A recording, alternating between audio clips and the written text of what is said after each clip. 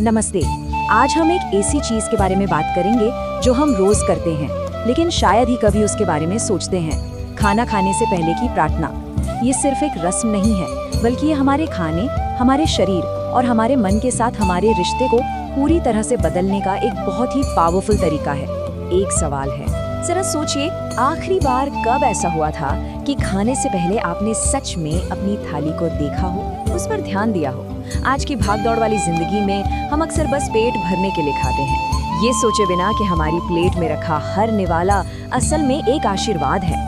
देखिए, दो तरह से खाया जा सकता है। एक तो है आज का मॉडर्न तरीका, मतलब फोन चलाते हुए जल्दी जल्दी में बस शरीर को फ्यूल देने के लिए, और दूसरा तरीका है ध्यान से खाना। तो मतलब हर निवाले को महसूस करना, अगरबत्ती उसके लिए शुक्रगुजार होना, उसे वीडियो लेके हाजिर है। समझना।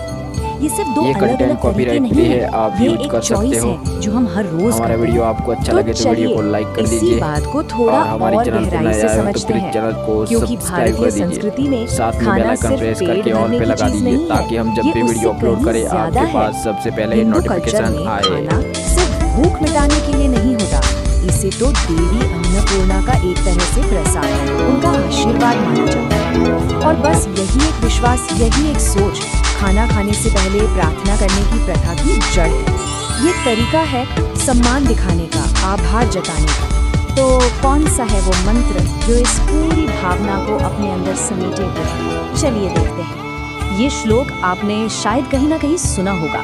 ये भगवद गीता से लिया गया एक बहुत ही फेमस श्लोक है, जिसे लोग अक्सर खाने से पहले बोलते हैं, ब्रह्मार्पणम ब्रह्महवि। पर ये सिर्फ कुछ शब्द नहीं है, इनके पीछे एक बहुत गहरा मतलब छिपा है। तो इसका मतलब क्या है?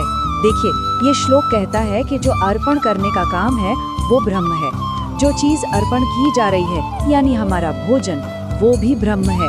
जिस अग्नि में वो जा रहा है यानी हमारी पाचन शक्ति, वो भी ब्रह्म है। और जो अर्पण कर रहा है यानी हम खुद, वो भी ब्रह्म ही है। मतलब ये पूरी की पूरी प्रक्रिया, खाने से लेकर पचाने तक, सब कुछ डिवाइन है, सब कुछ एक ही चेतना से जुड़ा हुआ है। चलिए इस फिलॉसफी में थोड़ा और डीप डाइव करते हैं, क्योंकि ये नजरिया खाना खाने जैसी एक साधारण सी बायोलॉजिकल एक्टिविटी को एक बहुत ही गहरे आध्यात्मिक अनुभव में बदल देता है। उपनिषदों में एक बहुत ही खूबसूरत कॉन्सेप्ट है प्राणाग्नि होत्र। इसका मतलब क्या है? प्राण यानी हमारी जीवन शक्ति को दी जाने वाली अग्नि आहुति। मतलब ये खाना खाने को एक अंदरूनी यज्ञ, एक हवन की तरह देखता है। कितना पावरफुल आइडिया है ना? और ये टेबल इस आइडिया को बहुत अच्छे से समझाती है। देखिए, जैसे बाहर एक यज्ञ होता है, वैसे ही हमारे अंदर भी एक यज्ञ चल रहा है। बाहर यज्ञ करने वाला होता है, यहाँ यज्ञ करता हम खुद हैं। यज्ञ की वेदी हमारा शरीर है, अग्नि हमारी पेट की आग, हमारी डाइजेस्टिव फायर है, और जो आहुति हम डाल रहे हैं वो है हमारा भोजन।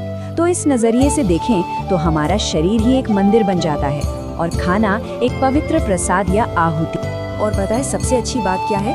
ये जो आभार जताने की भावना है ना, ये सिर्फ एक ही परंपरा में नहीं है। भारत के अलग अलग आध्यात्मिक रास्तों पर ये एक कॉमन धागे की तरह सबको जोड़ती है। जैसे सिख परंपरा में एक बहुत ही सीधी और गहरी प्रार्थना है, इस खाने के लिए शुक्रिया और सबको खाना खिला, किसी को भूखा मत रहने दे।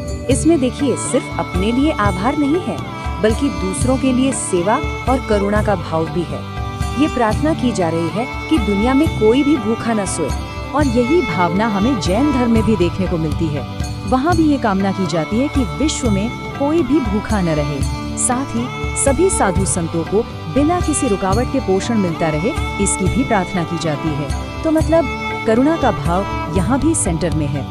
तो अब सवाल ये उठता है कि ये जो इतना गहरा ज्ञान है, ये फिलॉसफी है, ये अगली पीढ़ी तक, बच्चों तक कैसे पहुंचती है?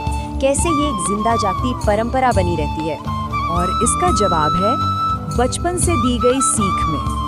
ये आदतें, ये प्रार्थनाएं बच्चों को बहुत छोटी उम्र से ही सिखाई जाती हैं, ताकि ये मूल्य उनके मन में, उनके संस्कारों में गहरे बस जाएं। और बच्चों को ये सब सिखाने के फायदे सिर्फ धार्मिक नहीं है, बल्कि बहुत प्रैक्टिकल हैं। इससे उनके मन को शांति मिलती है, कंसंट्रेशन बढ़ता है, वो सच और करुणा जैसे नैतिक मूल्य सीखते हैं, अच्छी आदतें और अनुशासन आता है, दूसरों के लिए हमदर्दी पैदा होती है, और हाँ, उनका आध्यात्मिक विकास भी होता है। तो ठीक है, ये सब तो हो गई परंपराएं, लेकिन आज की हमारी इस भागदौड़ भरी जिंदगी में हम इन पुरानी बातों से क्या सीख सकते हैं? हमारे लिए क्या टेक अवे है? देखिए, पूरी बात का सार इन 3 बहुत ही सिंपल स्टेप्स में है, जिन्हें कोई भी कभी भी अपना सकता है। पहला, खाने से पहले बस एक पल के लिए रुक जाइए, एक गहरी सांस लीजिए। दूसरा, अपनी थाली में जो खाना है उसके लिए मन में एक शुक्रगुजारी का भाव लाइए।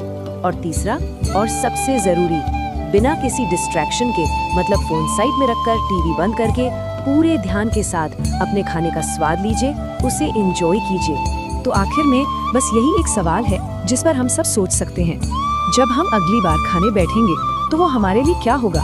क्या वो सिर्फ पेट भरने का एक रूटीन होगा, या फिर आभार और जुड़ाव महसूस करने का एक मौका? चुनाव हमारा है, हर एक निवाले के साथ।